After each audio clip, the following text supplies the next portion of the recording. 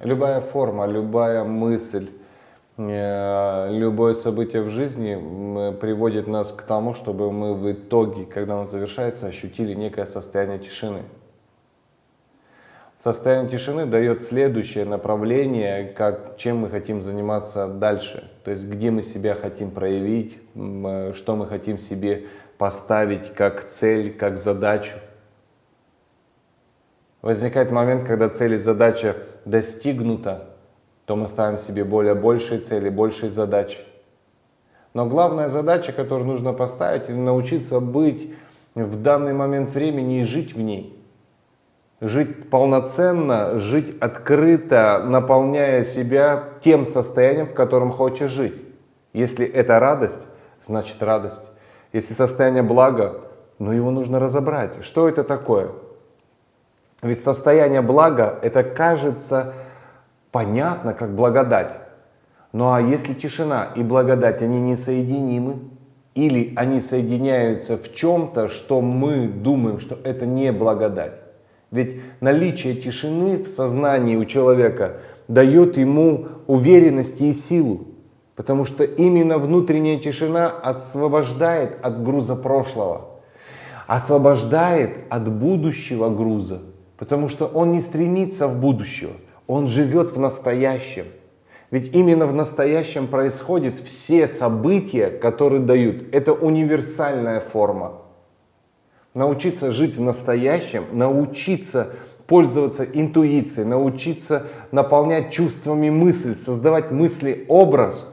Это все человек может, это все человек должен делать, это все, к этому человек стремится. Ведь вообще вся наука идет к тому, чтобы как можно больше раскрыть возможности человека. А ведь умение формировать мысль, разве это не способность?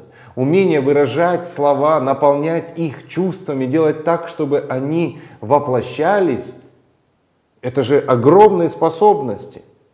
И их нужно рассматривать именно так, чтобы человек, создавая, оставался внутренне в благости, внутренне в чувстве радости от того, что он делает.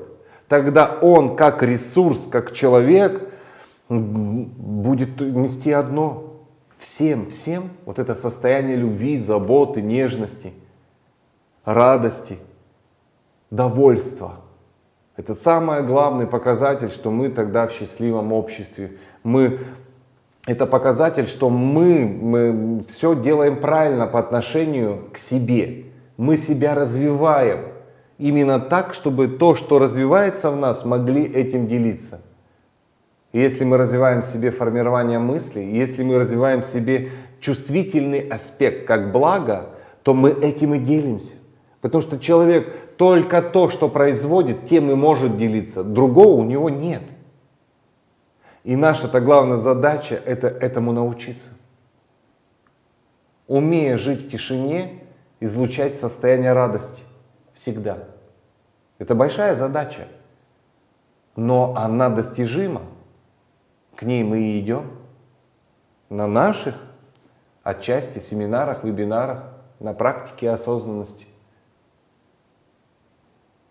Вот такой результат вебинара, который называется просто «Без слов».